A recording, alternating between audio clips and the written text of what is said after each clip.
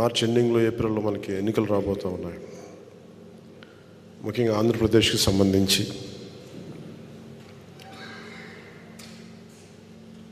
చాలా కష్టాల్లో కూరుకుపోయింది ఆంధ్రప్రదేశ్. ఈ 5 సంవత్సరాల్లో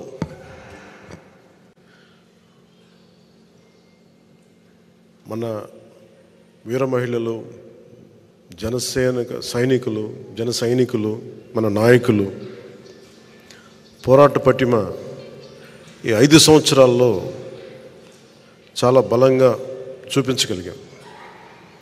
జనసేన అపరిమితమైన పోరాట బలం ఉన్న పార్టీ.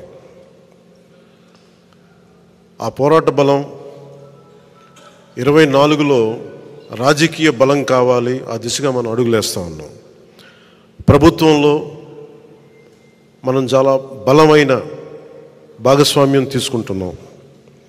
ఆ దిశగా మనం అడుగులేస్తూ ఉన్నాం.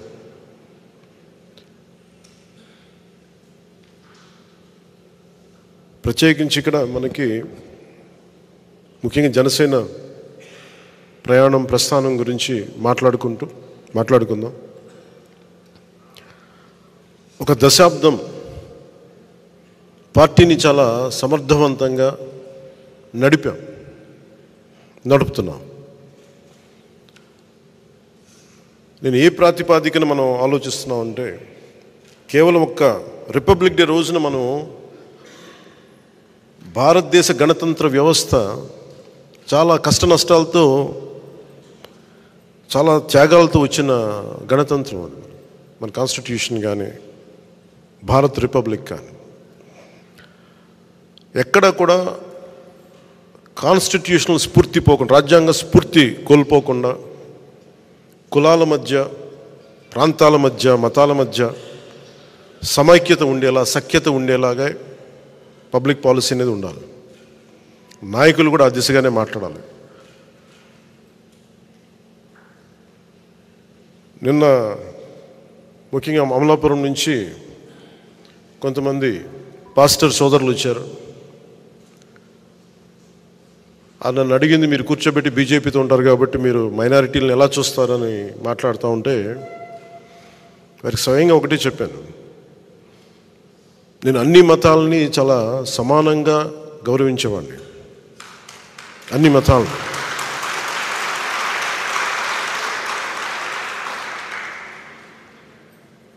సెక్యులరిజం అనే పదానికి నేను కొన్నిసార్లు మాట్లాడుతున్నప్పుడు అందరం ఏం అలవాటు చేస్తామంటే, గత 7 దశాబ్దాల పైచిలుకులో సెక్యులరిజం అంటే కేవలం ముస్లిం మనోభావాలు దెబ్బతింటేనే మాట్లాడాలి, క్రైస్తవుల మనోభావాలు దెబ్బతింటే మాట్లాడాలి, హిందువుల మనోభావాలు దెబ్బతింటే మాట్లాడకపోవటమే సెక్యులరిజం అనే ఒక రాంగ్ డెఫినేషన్ తీసుకున్నాం.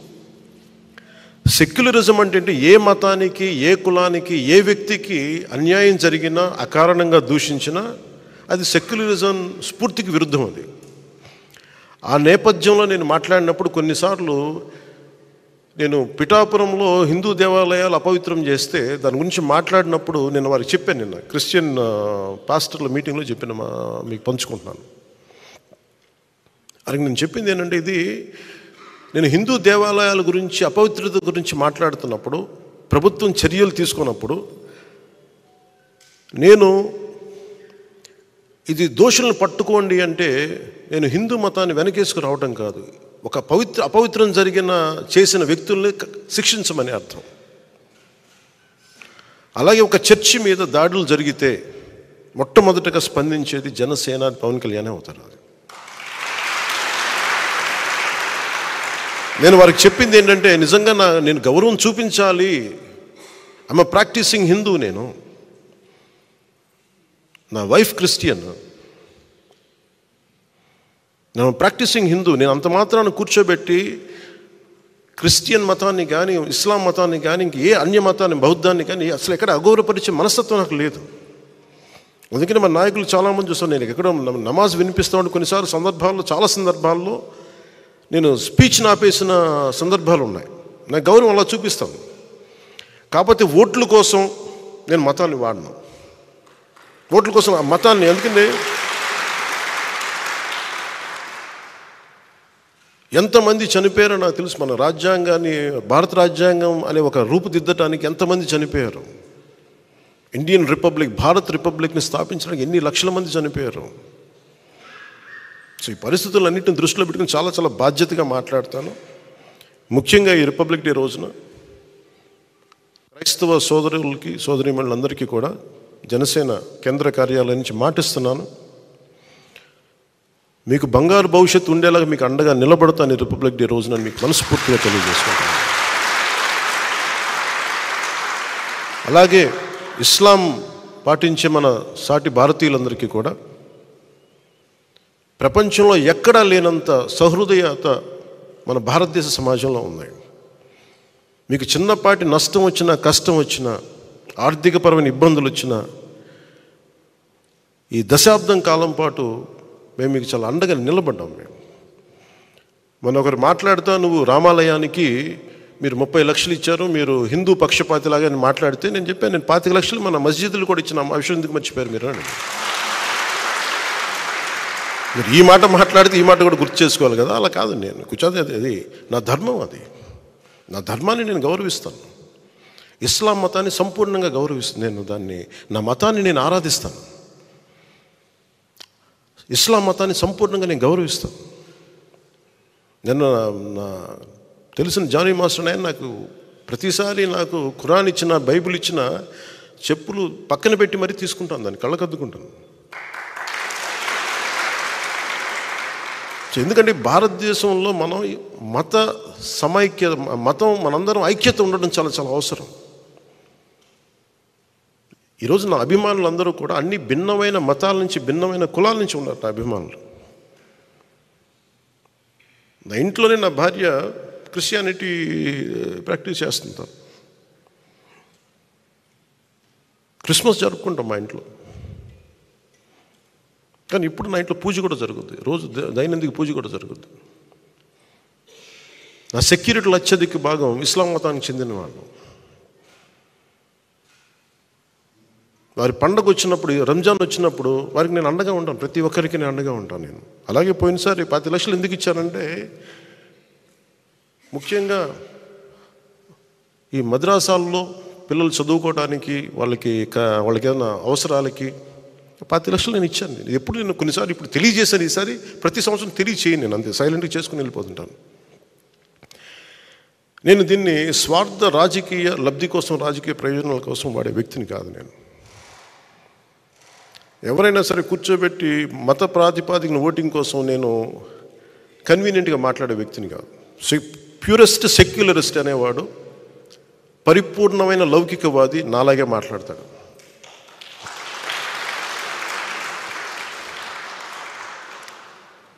నేను క్రైస్తవ సోదరులకు చెప్పాను, పాస్టర్ సోదరులందరికీ చెప్పాను, నేను మీకు అండగా నిలబడతాను. మీకు క్రైస్తవ సోదరులు మాట్లాడుతూ కోనసీమ కలహాల సీమ అయిపోయింది, గొడవల సీమ అయిపోయింది, ముఠా సంస్కృతి లాగా వచ్చేసింది అంటే, ఈరోజు నేను చెప్పాను, కోనసీమ అనేది కలహాల సీమ కాదు, దాన్ని ప్రేమ సీమని చేద్దాం. నేను అమలాపురం పర్యటనకు వస్తాను. పర్యటన వచ్చినప్పుడు పాస్టర్ సోదరులందరికీ చెప్పాను, ముందు మనం ఒక ప్రేమపూర్వక అందరం కలుద్దాం. అసలు ముందు మనం ఒక ఆత్మీయ కలయిక పెట్టుకుందాం, మనం ఒక ప్రేమ కలయిక పెట్టుకుందాం.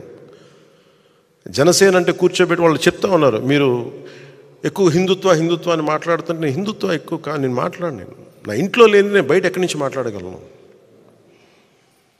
నేను హిందుత్వం అనేది మాట్లాడానంటే నేను ఆ మతంలో, ఆ ధర్మంలో పుట్టాను నేను, నా ధర్మాన్ని నేను గౌరవించాలి అని చెప్తూ నేను చెప్పాను, నేను ఓట్ల కోసం మిమ్మల్ని ఇప్పుడు ఓట్లు అడగను, మీకోసం నిలబడతాను. మీరు నాకు ఓట్లు వేసినా ఏగిపోయినా, మీకు కష్టం వచ్చినప్పుడు జనసేన పవన్ కళ్యాణ్ అనే వ్యక్తి మీకు ఎప్పుడు అండగా ఉంటారు. అలాగే రేపొద్దు నేను అమలాపురంకి వచ్చినప్పుడు నేను ముందుగా మన క్రిస్టియన్ పాస్టర్ సోదరులతోటి, సోదరిమణులతోటి ముందు మీతోటి ఒక సంపూర్ణంగా ఒక రోజు గడిపి నా కమిట్మెంట్ మీకు తెలియజేసుకుంటాను, నా ప్రేమ మీకు తెలియజేస్తాను. ఇదంతా నేను ఓట్ల కోసం చేయట్లేదు. నేను ఎలాంటి వ్యక్తిని నా వ్యక్తిత్వం చూపించడానికి మీకు తెలియజేస్తాను. నేను వారికి ఒకటే చెప్పాను.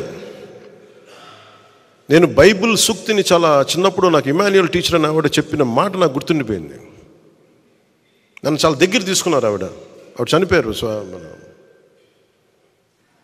స్వర్గస్థులయ్యారు చాలా కాలం క్రితం. తనను తను తగ్గించుకున్నవాడు హెచ్చింపబడును అనే ఒక్క వాక్యం నాకు మహావాక్యం అయిపోయింది. ఒక్కోసారి అదే నాకు శాపం కూడా అయిపోయింది. నేను ఎప్పుడు తగ్గించుకుంటాను, సహాయం చేసి కూడా తగ్గించుకుంటాను. అది నాకు బైబిల్ తాలూకు ఆ మహావాక్యం ఒకసారి నన్ను తగ్గించేస్తాయి. నేనేమనుకుంటానంటే, నేను భగవంతుడి వాక్యాన్ని నేను విన్నాను, చూసేవాళ్ళకి అది మరీ నన్ను నేను చంపేసుకున్నట్టుగా ఉంది, తగ్గించేసుకున్నట్టుగా ఉంది అని నేను ఒకసారి అనుకున్నప్పుడు, ఎప్పుడు నాకు భగవంతుడు అండగా ఉన్నాడు. దాన్ని క్రైస్తవుని పిలవండి, అల్లాని పిలవండి, లేదంటే ఈశ్వరుని పిలవండి, రామాని పిలవండి, జగన్మాతని పిలవండి, ఆ సుప్రీం ఫోర్స్కి అది నిరాకారం. ఆ భగవతత్వం నన్ను ఎప్పుడు కాపాడింది. ఈ మాట ఎందుకు నేను ఉటంకిస్తున్నానంటే, నిన్న మండపేట, ఇది ప్రత్యేకించి ఎన్నికలకు సంబంధించిన విషయం కాబట్టి మీకు చెప్తా ఉన్నా. మండపేట నుంచి మన నాయకులు చాలామంది వచ్చి చాలా బాధపడిపోతూ ఉన్నారు. మనం పొత్తులో ఉండి మన చంద్రబాబు గారు ఇట్లా అనౌన్స్ చేశారు, మండపేట సీటు మనకి చెప్పాలి కదా అది అంటే, ఖచ్చితంగా అది సరైన విధానంలో చెప్పలేదు. ఖచ్చితంగా అంత మీకు ఏకీపిస్తున్నాను. చాలా ఇబ్బంది పడ్డారు అందరూ. మనకి మండపేట లాంటి నియోజకవర్గంలో పోయినసారే ఒక 18% ఓటు ఉంది. అది ఈ రోజున చాలా బలమైన అబౌవ్ 23, 28 ఎగ్జాక్ట్ చెప్పండి 28, దాదాపు 26 నుంచి 27, ఒక 10% పెరిగింది పోయిన దానికి ఈసారికి. నేనేం చెప్పానంటే వాళ్ళందరికీ, నేను కేవలం ఒక నియోజకవర్గాన్ని దృష్టిలో పెట్టుకొని మాట్లాడితే నేను నియోజకవర్గపు సంబంధించిన నాయకుడిని అవుతాను. నేను బర్డ్ ఐ వ్యూ అంటే అది విహంగ వీక్షణం ఉంటుందా, లేదంటే బర్డ్ ఐ వ్యూ. ఆ బర్డ్ ఐ వ్యూ నుంచి చూస్తే తప్ప నేను రాష్ట్రాన్ని సంపూర్ణంగా చూడాలి. దాంట్లో భాగంగా ఒకసారి కొన్నిపాటి ఏరియాలో ఇబ్బంది కలగచ్చేమో, పొత్తు ధర్మం ప్రకారం అలా అనౌన్స్ చేయకుండా ఉండాల్సింది. నేను దానికి క్షమాపణలు చెప్తున్నాను. ఖచ్చితంగా నెక్స్ట్ మీటింగ్లో దాని మీద వివరణ ఇచ్చి దాన్ని ఎలా సరిదిద్దుతాం అని ఒక మాట ఇచ్చి పంపించాను. అలాగే వాళ్ళు అన్నది కూడా ఏంటంటే, మన నాయకులు కూడా ఇప్పటికీ 2 సీట్లు అనౌన్స్ చేశారు, మరి ఇది పొత్తు ధర్మమేనా నన్ను అడిగితే అట్లా కొన్ని ప్రత్యేక పరిస్థితులు ఉంటాయి, వాళ్ళు కూడా మనం అర్థం చేసుకోవాలి కదా. 4 దశాబ్దాలు సుదీర్ఘ అనుభవం ఉన్న వ్యక్తులు, ఒంటరిగా వాళ్ళ సొంత పార్టీ నడిపిన వ్యక్తులు, ఒక్కోసారి ఎట్లా ఉంటుందంటే, పొత్తు ఆ సైజు వ్యక్తులకి ఒక ఇరుకు చొక్క అత్తారింటికి దారేదులో చెప్తూ ఉంటాం. ఒక బలమైన వ్యక్తికి సరిపోయిన కోటేస్తే కొంచెం ఇరుగ్గా ఉంటుంది కదా, టైట్గా ఉంటుంది. అలాగే ఒకసారి పొత్తు ఆ స్థాయి నాయకులకి చాలా ఇబ్బందిగా ఉంటుంది ఒక్కోసారి. కానీ వాస్తవాలు వేరుంటాయి, క్షేత్రస్థాయి పరిస్థితులు వేరుగా ఉంటాయి. అందుకని ఒక్కోసారి అనుభవం ఇటు ఒకసారి గబుక్కుని ఒక మాట అన్నిస్తుంది. లోకేష్ గారు ఆ రోజు మా నాన్నగారు ముఖ్యమంత్రి ఎన్ని అన్నా కానీ ఇవన్నీ నేను ఎందుకు దాన్ని పెద్ద మనసుతో వదిలేస్తానంటే, ఒక పార్టీని 3 దశాబ్దాలు నడిపి 3 సార్లు ముఖ్యమంత్రులుగా ఉండి అలాంటి కుటుంబం నుంచి వచ్చిన వ్యక్తులు సహజంగా గబుక్కుని ఒక మాట వచ్చేస్తుంది. దాన్ని రాష్ట్ర ప్రయోజనాలను దృష్టిలో పెట్టుకొని జగన్ అనే వ్యక్తి ఇంకొకసారి వస్తే రాష్ట్రం అధోగతికి పాలవుతుంది అన్న ఒక్క ఆలోచన నన్ను చాలాసార్లు రెస్పాండ్ కానివ్వకుండా చేస్తుంది. వాళ్ళు అలా మాట్లాడారు కదా, మీరు ఇలా మాట్లాడచ్చు కదా అంటే, అదే కదా తేడా అని చెప్తాను నేను.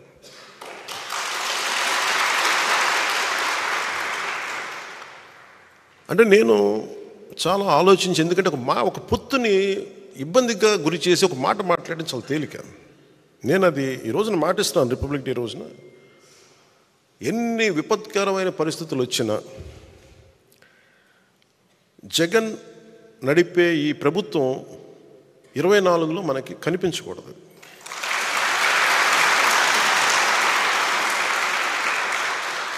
నాకు వ్యక్తిగతంగా జగన్ గారి మీద కక్ష లేదు, నాకు వైఎస్ జగన్ గారి మీద. కానీ ఆయన విధానాలు కానీ ఆయన ధోరణి కానీ ప్రజల్ని ఇబ్బంది పెట్టేవి, రాష్ట్రాన్ని అప్పుల పాలు చేసేవి, అప్పులకి దగ్గర చేసేవి, అభివృద్ధికి దూరం పెట్టేవి ఆయన పథకాలన్నీ. శాంతి భద్రతల్ని పరిస్థితుల్ని అసలు చేతుల్లో లేకుండా విపరీతమైన శాంతి భద్రతల సమస్యని సృష్టించిన వ్యక్తి. ప్రజాస్వామ్యంలో ఎవరికైనా ఒక తప్పు జరిగితే నా అభిప్రాయం చెప్పుకునే హక్కు ఉంటుంది. అసలు నువ్వు అభిప్రాయమే చెప్పకూడదంటే అది భగవంతుడిచ్చిన హ్యూమన్ రైట్, అది నా హక్కు, అది నా వాక్. నిన్న పాస్టర్ సోదరులు కూడా వచ్చి మాట్లాడుతూ ఉంటే ఏదో మాట్లాడారు, గతంలో మీరు ఈ మాట అన్నారు, మమ్మల్ని ఇబ్బంది కలిగించింది మా వాళ్ళకంటే, మీరు ఖచ్చితంగా ఇంత ప్రేమతో వచ్చారు, మీరు నన్ను తిట్టాలనుకుంటే సంపూర్ణంగా తిట్టని నేను భరిస్తానని చెప్పాను. నాయకుడి ముఖ్య లక్షణం తిట్లు భరించడం కూడా. కేవలం మెచ్చుకోవడాలు ప్రైజెసే కాకుండా ఒక నాయకుడి తాలూకు కీలకమైన లక్షణం తిట్లు తినటం, విమర్శ తీసుకోవడం కూడా అవసరం అవ్వాలి. అలాంటిది ఒక ముఖ్యమంత్రికి ఏ స్థాయిలో ఉండాలి. నువ్వు ఎవరు పడకూడదు, ఎవరు ఎదురు తిరగకూడదు అనుకుంటే ఇది రాజరికం కాదు జగన్, ఇది ప్రజాస్వామ్యం, ఇది జగన్ స్వామ్యం కాదు. ఇది ప్రజలు ఎదురు తిరుగుతారు, మాట్లాడతారు, విను, భరించు. పద్ధతులు మార్చుకోవాలంటే మార్చుకోండి. ఏ రోజు ఈ వ్యక్తి లైవ్ ఒక మీడియా వారితో మాట్లాడలేడు, ఒక ప్రెస్ మీట్ చెప్పలేడు, ఒక ప్రెస్ మీట్ పెట్టలేడు అతను. అరేంజ్డ్ ప్రెస్ మీట్స్ తప్ప. ఎప్పుడు అవన్నీ తప్పులు ఉండొచ్చు, ఇంకోటి ఉండొచ్చు, కానీ అసలు ఎక్కడా కూడా నువ్వు అందరిని ఇబ్బంది పెట్టేవి, ఒక సగటు ఇంట్లో పని చేసుకునే ఒక 35 ఏళ్ల మహిళని చిన్నపాటి నిరసనకి, పాపం ఆ రోజే జాయిన్ అయ్యి నిరసన కార్యక్రమానికి వస్తే ఆవిడని అందరితో పాటు ఆవిడని కూడా అరెస్ట్ చేసేసి అటెంప్ట్ మర్డర్ కేసు పెట్టారు ఆవిడ మీద. ఎంత దాష్టికం. అంబేద్కర్ గారి విగ్రహం ఒకవైపు పెడతారు, ఒక దళితుడిని చంపేస్తే వాళ్ళ శవాన్ని ప్యాక్ చేసి ఇంటి ముందు డోర్ డెలివరీ చేస్తే ఆ వ్యక్తిని ఊరేగింపిస్తారు వైసీపీ నాయకులు. నాకు ఈ రెండింటికి పొంతన కుదరదు. నీకు ఈ గౌరవం ఉన్నప్పుడు ఈ వ్యక్తికి శిక్ష పడాలి, ఈ వ్యక్తి రక్షింపబడాలి. 23 దళిత బంధు పథకాలు వాళ్ళకి తీసేశాం. అంబేద్కర్ గారి విగ్రహం పెట్టి అవి పెడితే అప్పుడు కదా ఆయనకి నిజంగా నివాళి. ఇవేమో విగ్రహం పెట్టేసి ఇది వదిలేస్తే మరి ఎవరికి ప్రయోజనం అది? సో నాకు ఇలాంటివన్నీ 1 కాదు 2 కాదు. పాపం డాక్టర్ సుధాకర్ అనే వ్యక్తిని మాస్కులు లేవు కరోనా టైంలో ఉంటాయి, అతని మీద పిచ్చోడిని చేసి చచ్చిపోయేలా చేశారు అతన్ని. 1, 2 కాదు ఇట్లాంటివన్నీ. ఆంధ్రప్రదేశ్ అత్యధికంగా దళితుల మీద దాడి జరిగే రాష్ట్రంగా పేరు వచ్చింది. ఎక్కువ ఫాల్స్ ఎస్టీ అట్రాసిటీ కేసులు ఆంధ్రప్రదేశ్లో బుక్ అయినాయి. ఈరోజు అది ఏ స్థాయికి వచ్చిందంటే బీసీలకి ప్రత్యేక రక్షణ చట్టం కావాలనే స్థాయికి వచ్చింది. తెలుగుదేశం నాయకులు ప్రతిపాదించడానికి మేము యాక్సెప్ట్ చేయడానికి కారణం అదే అయింది. ఒకవైపు దళితులకి న్యాయం జరగట్లేదు, ఫాల్స్ ఎస్టీ అట్రాసిటీ కేసులు పెడతా ఉన్నారు. ఇంత అల్లకల్లోలంగా ఉదాహరణకు చెప్తున్నాను. అలాగే ఈ వ్యక్తి ఏ మాట ఒప్పుకోడు, మాట ఇస్తాడు. నేను మద్యపాన నిషేధిస్తానని చెప్పి వచ్చిన వ్యక్తి సారా వ్యాపారం అయిపోయాడు. ఇతను ముఖ్యమంత్రి సారా వ్యాపారం మనం అర్థం చేసుకోవాలి. మరి ఇట్లాంటివన్నీ 1, 2 కాదు 30,000 మంది ఆడపిల్లలు అదృశ్యం అయిపోయారు. ఏం చేయాలి? ఎందుకు మిస్ అయిపోయారు? ఎంతమంది తిరిగి వచ్చారు? అసలు ఏం జరిగింది చెప్పాలి కదా, కనీసం నువ్వు వివరించాలి కదా. ఆ వివరణ ఉండదు. అన్యాక్రాంతంగా అకారణంగా కేసులు పెట్టడం, జైళ్ళల్లో పెట్టించడం. సో నిన్న కూడా మండపేట నాయకులతో మాట్లాడుతూ ప్రత్యేకంగా పంచుకోవాలనే ఇది మాట్లాడుతున్నాను. జనసేన ఎందుకు సింగిల్గా వెళ్ళకూడదు? మనం ఎంతసేపు బలాన్ని ఇచ్చేవాళ్ళం అవుతున్నాం కానీ బలం తీసుకునే వాళ్ళం అవ్వట్లేదు. మనం అంటే మన ఇన్ని స్థానాలు తీసుకోవాలి, 53 స్థానాలు తీసుకోవాలి, 70 స్థానాలు తీసుకోవాలి అంటే ఇవన్నీ తెలియని వ్యక్తిని కాదు నేను.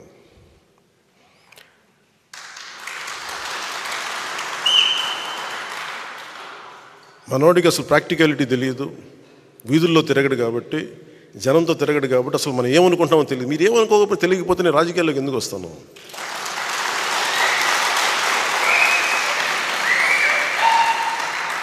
నాకైనా సరదానా అవివేకమా? నాకేమన్నా జనసేన వచ్చింది కూడా రాష్ట్ర విభజన ఒక్క నాయకుడు మాట్లాడట్లా. ఆంధ్రప్రదేశ్కి జరిగిన అన్యాయానికి, లేదంటే రాష్ట్ర విభజన ఇలా చేయకూడదు, ప్రజల మధ్య ఇలా చిచ్చు పెట్టకూడదు, విభజన జరగాలంటే చాలా సైంటిఫిక్గా జరగాలి అని ఒక పద్ధతి తీరు లేదు. ద్వేషంతో విడిపోవడం కష్టం, తేలిక. ఇద్దరు వ్యక్తుల్ని కలపడం చాలా కష్టం, ఇద్దరు వ్యక్తులు విడగొట్టడం చాలా తేలిక. ఒక కట్టడాన్ని నిర్మించడం కష్టం, ఒక కట్టడాన్ని కూల్చడం ఒక లెస్ దెన్ 24 seconds. అందుకే నేను ఎప్పుడు నిర్మాణాన్ని ఇష్టపడతాను, విధ్వంసాన్ని ఇష్టపడను. అందుకే నా పద్ధతులు ఒకసారి ఇబ్బందిగా ఉంటాయి. గొడవలు పెట్టి నేను అంత ఈజీగా గొడవలు పెట్టుకోను. కష్ట నష్టాలు తెలుసు. ఎందుకు ఒక్కడనే మనం వెళ్ళలేదని అనడానికి కారణం, అసలు ఎందుకు ఈ మాట చెప్పారు వైసీపీ? నేను మాట్లాడుతున్నప్పుడు వైసీపీ వ్యతిరేక ఓటు చేయకూడదు అనటం వల్ల మీకు టీడీపీ పార్టీ బతికేసింది, మీరు జైలుకి వెళ్ళి చెప్తే వాళ్ళు బతికేశారు, మేము నలిగిపోతున్నాం అంటే, నాకు కనుక 2019లో నాకు సలహాలు ఇచ్చేవాళ్ళందరూ, నేను 153 స్థానాల్లో పోటీ చేయించాం. 30-40 మంది కనుక నన్ను ఎమ్మెల్యేలుగా గెలిపించుంటే ఈరోజు సంపూర్ణ హక్కు ఉండేది.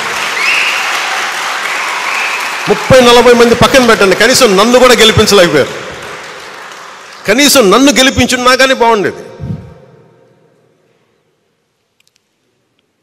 30-40 స్థానాల్లో పెట్టి కనీసం నన్ను గెలిపించిన ఒక్క సీటు నాకు గెలిచిగా నేను ఎల్లుండుంటే,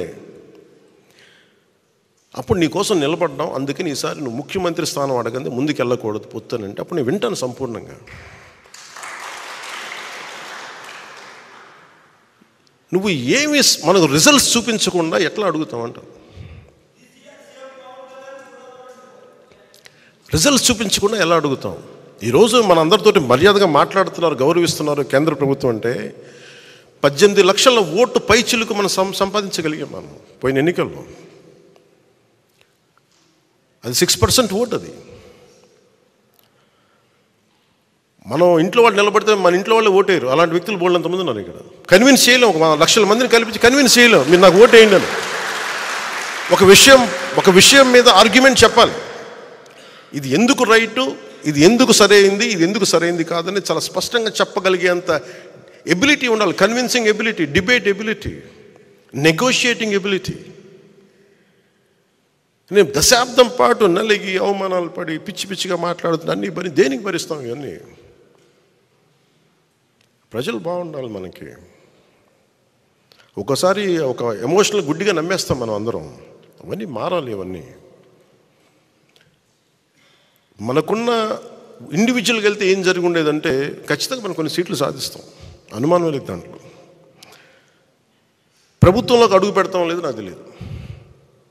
నేను పోయినసారి జరిగిన దీని పరాభవం అనండి, దెబ్బనండి, ఓటమి అనండి, అది నన్ను చాలా ఆలోచన తీరు మార్చుకునేలా చేసింది నన్ను.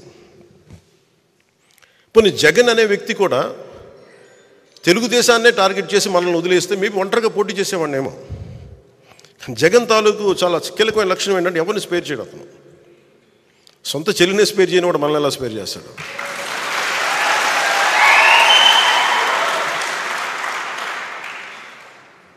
అతనికి ఈ రోజున వైసీపీ నాయకులు కూడా చెప్తున్నా, ఊరంతా శత్రువులు పెట్టుకున్న వ్యక్తి నాయకత్వంలో పనిచేస్తూ ఉన్నారు, జాగ్రత్త.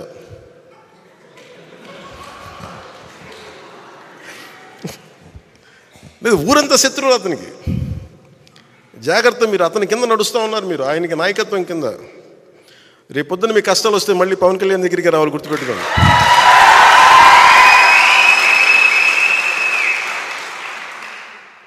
మనస్ఫూర్తిగా మిమ్మల్ని అందరినీ ఏదో ఒకలా మేము చూసుకుంటాం బాగా. ఎందుకన్నా చాలా పెద్ద మనసు. ఎందుకు పెద్ద మనసు అంటే కక్ష కారుణ్యాలతోటి కక్షపూరితంగా ఉంటే సమాజం విచ్ఛిన్నం అయిపోతుంది. మొన్న అడుగుతూ ఉన్నారు, మీరు అలా చేశారు, ఇలా చేశారు, వాళ్ళు తిట్టారు, ఇలా తిట్టారంటే నన్ను తిట్టింది ఎవరయ్యా అని అడిగారు. నన్ను వీధి కుక్క అని తిట్టిన వాళ్ళు కూడా ఉన్నారు. నన్ను అవి ఎందుకు భరించి ముందుకు వెళ్తాం? నన్ను పచ్చిబూతులు తిట్టిన వాళ్ళు క్షమించుతాను. క్షమించటం అనేది మానవ ధర్మం కదా అంటాను. ఉన్నత స్థాయి వ్యక్తిత్వంలో ఎవడైనా సరే క్షమించడం అనేది చాలా గొప్ప గుణం. అది నేను నేర్చుకున్నాను. ఎవరి దగ్గర నుంచి నేర్చుకోవాలో? నెల్సన్ మండేలా దగ్గర నుంచి నేర్చుకున్నాను. చాలాసార్లు మీరు తిట్టిన వాళ్ళతో మాట్లాడతారు, గౌరవిస్తారు, నమస్కారాలు పెడతారంటే నేను ఒకటే చెప్పాను. నెల్సన్ మండేలాని శ్వేత జాతీయులు 2 దశాబ్దాల పాటు జైల్లో పెట్టి, రాబిన్ ఐలాండ్లో జైల్లో పెట్టి, చిన్నపాటి సెల్లో పెడితే అతను విప్లవకారుడు. ఒకప్పుడు జైల్లోకి వెళ్ళిపోయి అతను ఇన్విక్టస్ అనే ఒక పద్యం చదువు, అదే ఒక ప్రేరణ అయ్యి దాన్ని 5-6 వాక్యాలను చదువుకుంటూ 22 దశాబ్దాలు బతికేసి ప్రతిరోజు అతను అవమానపరిచే శ్వేత జాతీయులు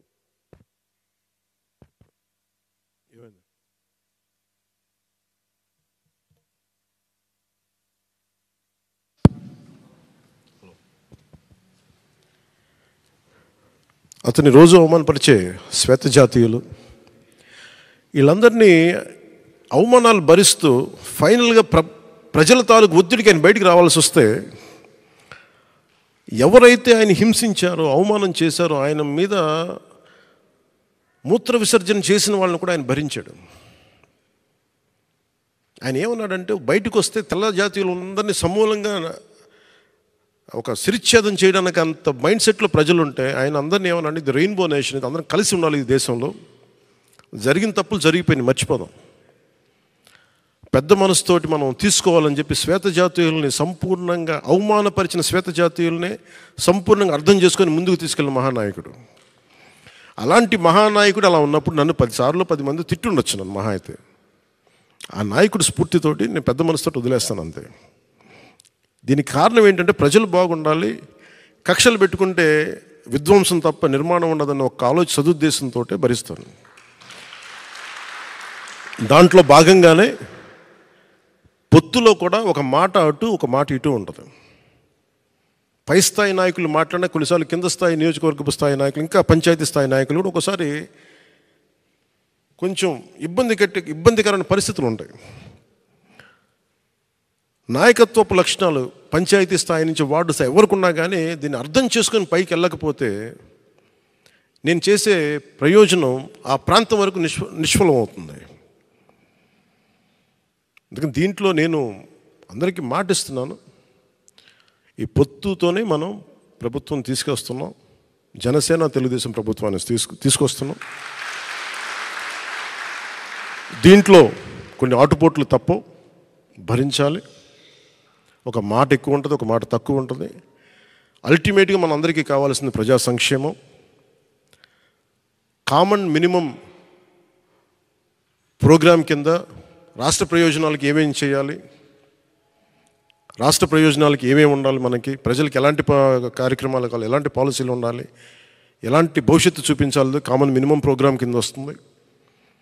కామన్ పొలిటికల్ ప్రోగ్రాం కింద లోకల్ బాడీస్ దగ్గర నుంచి, పరిషత్తుల దగ్గర నుంచి, మొత్తం అన్ని విభాగాలు, స్థానిక అన్ని పంచాయతీల దగ్గర నుంచి మొదలుకొని కార్పొరేషన్ల వరకు జనసేన ఖచ్చితంగా 3వ వంతు సీట్లు మనం తీసుకుంటాం. దాంట్లో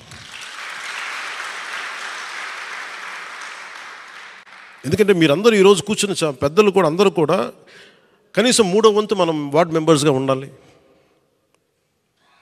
ఓటు ట్రాన్స్ఫర్ అవ్వాలంటే ఖచ్చితంగా ఇది జరుగుద్ది. ఇవన్నీ మాట్లాడుకున్నాం, దీన్ని ముందుకు తీసుకెళ్తాం. కేవలం నేను ఎమ్మెల్యే సీట్ల దగ్గర ఆగిపోవట్లేదు, ఆ దృష్టిలో మీకు పెడుతున్నాను.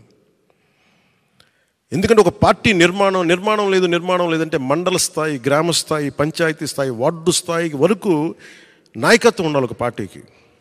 ఇది చాలా చక్కటి అవకాశం మనందరం పెంపొందింపు చేసుకోవడానికి. టీడీపీకి మనం కలిస్తే ఏమైపోతుందంటే ఇద్దరం కలిసి నిర్మాణం చేసుకోవచ్చు. వాళ్ళు పునర్నిర్మాణం లేదంటే వాళ్ళకి కొంత ఎక్స్ట్రా బలం తీసుకోవచ్చు, మనం బలమైన నిర్మాణం చేసుకోవచ్చు. ఇది ఇద్దరికీ మంచిది. ఇది భవిష్యత్తు ఏది ఎట్లా ఉన్నప్పటికీ కూడా ఈ క్షణం మనం ఇప్పుడు చేయాల్సింది సంపూర్ణంగా ఒక మాట అటున్నా, ఆటుపోట్లున్నా, ఇటున్నా కానీ మనం కలిసే వెళ్తున్నాం. అలాగే వారు 2 సీట్లు అనౌన్స్ చేశారు కాబట్టి ప్రత్యేక పరిస్థితుల్లో నేను కూడా ప్రత్యేక పరిస్థితుల్లో ఈ రోజున రిపబ్లిక్ డే రోజున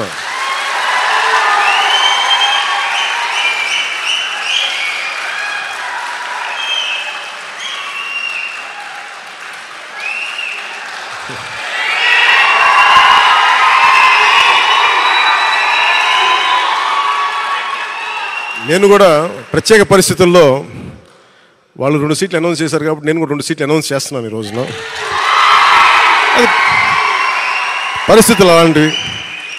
సో నాకు కూడా ఒత్తిడి ఉంటుంది, పాపం చంద్రబాబు గారికి కూడా ఒత్తిడి ఉంటుంది, నాకు కూడా ఒత్తిడి ఉంటుంది. కాబట్టి ఆ ఒత్తిడిని నేను కూడా తట్టుకోవడానికి రిపబ్లిక్ డే రోజున నాకు ఆర్ అక్షరం బాగుందనిపించింది. రిపబ్లిక్ డే RRR లాగా రిపబ్లిక్ డే రోజున రాజోలు రాజానగరం సీట్లు నేను అనౌన్స్ చేస్తాను. సో ఈ రిపబ్లిక్ డే రోజున అందరం బాగుండాలి, అద్భుతాలు జరగాలి మనస్ఫూర్తిగా కోరుకుంటూ, రాష్ట్ర ప్రజలకి బంగారు భవిష్యత్తు జనసేన తెలుగుదేశం ప్రభుత్వం ఇస్తాయని మనస్ఫూర్తిగా కోరుకుంటూ, ఈ పర్యాయం నన్ను నమ్మండి, వ్యూహం నాకు వదిలేయండి. ఏ వ్యూహం వేసినా నన్ను సంపూర్ణంగా నమ్మండి. నేను విహంగ వీక్షణం చేస్తాను, మీరు నన్ను నమ్మండి. నాకు దశాబ్దం అడగట్లా, ఈ ఎన్నికలు దాటనివ్వండి, 5 సంవత్సరాలు టైం ఇవ్వండి. నాకు మీ గౌరవానికి ఏ మాత్రం భంగం వాటిల్లకుండా మన నాయకులకి ప్రతి ఒక్కరికి గుర్తించే బాధ్యత నేను సంపూర్ణంగా తీసుకుంటాం. ఈసారి కలిసి పనిచేద్దాం. ఎప్పుడు విడిపోయి మనం పలచన పడిపోయాం. ఈసారి కలిసి ఉందాం, చిక్కగా ఉందాం. అలాగే భారతరత్న అవార్డు వచ్చిన కర్పూరి ఠాకూర్ గారికి ప్రత్యేకంగా నా అభినందనలు తెలియజేసుకుంటూ, పద్మవిభూషణ్ అవార్డు వచ్చిన శ్రీ వెంకయ్య నాయుడు గారికి, ఉపరాష్ట్రపతి శ్రీ వెంకయ్య నాయుడు గారికి, అలాగే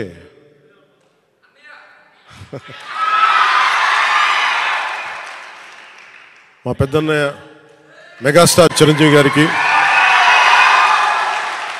మనస్ఫూర్తిగా నా అభినందనలు తెలియజేసుకుంటూ, వైజయంతిమాల బాలి గారికి, మిగతా అవార్డు గ్రహీతలందరికీ కూడా నా అభినందనలు తెలియజేసుకుంటున్నాను. ప్రత్యేకించి పద్మ అవార్డ్స్ గురించి మాటలు చెప్పి ముగిస్తాను. నరేంద్ర మోదీ గారికి మనస్ఫూర్తిగా నా అభినందనలు తెలియజేస్తాను. ఎందుకంటే మారుమూల ప్రతిసారి పద్మ అవార్డ్స్ అనగానే రికమెండ్ చేస్తారు, ఈ వ్యక్తికి ఇవ్వాలి, ఈ వ్యక్తికి ఇవ్వాలి అని. వాటన్నిటినీ పక్కన దోసేసి టాలెంట్ ఎక్కడుంది, ప్రతిభ ఎక్కడుంది, త్యాగం ఎక్కడుంది ఆయన వెతుక్కొని మరి దేశం నలుమూలల నుంచి ఆయన వ్యక్తులను తీసి పద్మ అవార్డ్స్ ఇవ్వటం ప్రధానమంత్రి నరేంద్ర మోదీ గారికి మనస్ఫూర్తిగా నా హ్యాట్స్ ఆఫ్ తెలియజేస్తాను.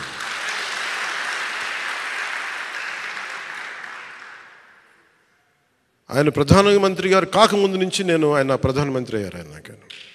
ఆయన గుర్తించాను భవిష్యత్తుకి భారతదేశానికి ఇలాంటి నాయకుడు కావాలని.